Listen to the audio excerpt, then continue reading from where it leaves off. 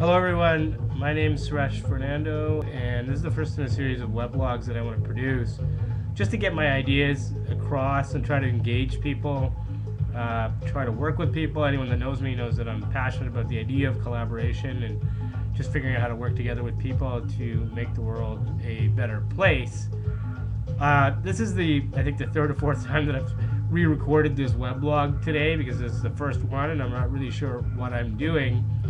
And I'm not coming to the realization that, if I'm going to do this regularly, I'm not going to sort of overanalyze how this goes down. I'm just going to record stuff and get it out there. And if people find it interesting, then, fantastic. If not, so be it. Maybe a good place to start is just my motivation. I mean, I suppose that's also a deep question. But one of my main motivations is just a recognition of the uniqueness of the time in history in which we're situated.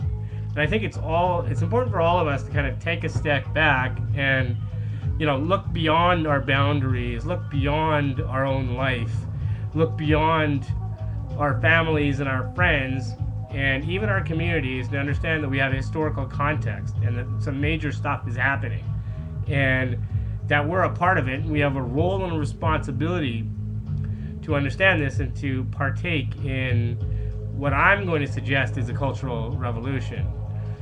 The uniqueness of our state of affairs at this point in history is the result of the fact that we're faced with unprecedented challenge, but also unprecedented opportunity. In particular, the challenge of climate change, although it's part of the mainstream discourse, everyone knows it's a big issue. I find it intriguing the way that things are unfolding, and the very fact that literally, if the scientific consensus is that things are not so good, and if we don't do some very, very serious, make some very serious changes, there will be ramifications. Yet, it seems to be that there's a lot of posturing, a lot of jostling, and an inability for us to come together to address these issues. This, to me, raises interesting questions about the nature of human nature. The limitations to working together. What is it that actually impedes us from working together? Why can't we work together when we're faced with challenges of the sort that we're faced with? Why does ego and self-interest and all that sort of stuff get in the way? Why can't we defer to leaders that are doing the right things in certain situations and have them defer to us in other situations? How is it that we can bridge boundaries, across projects that are aligned but not exactly the same? Raise a whole host of issues.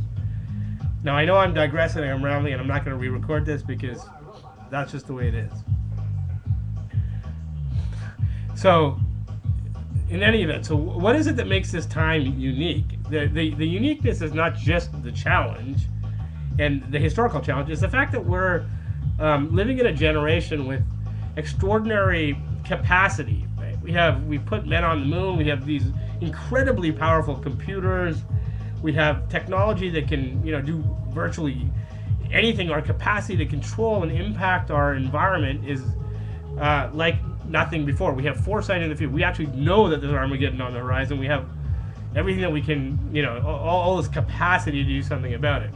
So what I think will be the case is that in 200 years, assuming that the planet's we're not extinct, but maybe only 2 billion people have died, they'll be sitting in history classes and we'll either be the generation that has presided over some form of Armageddon, or we would have stepped up to the plate. Now, whatever the case may be, it will say a lot about what it is to be human, the smartest of the animals, so to speak. Now, if it should be the case that 2 billion or 200 billion people die, then, it's an interesting question as to how these extraordinarily intelligent life forms, whatever we are, that have the capacity to reflect on our own consciousness, to, understand each other, and to do all these great things, what is it about the nature of what it is to be human that prevented us from coming together to solve this massive problem of which we are faced? No, so I think the recognition of this opportunity and this challenge, and That's what makes us unique. There were catastrophes at other times in the past, and all kinds of bad things happened, and species went extinct and whatnot. But they obviously had no idea what was going to happen, right? So we, on the other hand, do. So let's do something about it. This is what I've been focusing on for the last 2 years in particular, on the idea of collaboration, mass collaboration. So let me introduce you to the notion of mass collaboration. Now, everyone knows about Linux and Wikipedia, stuff like that.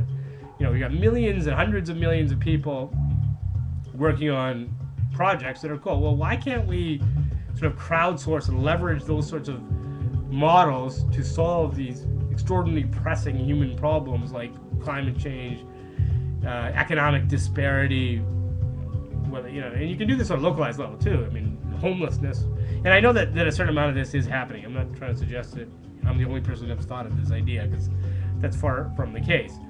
But I raised the issue of mass collaboration because for me it was the entry point into a journey that has made me explore myself, the issue of social change, my relationship to social change, technology, patterns of interaction, a whole bunch of really cool stuff.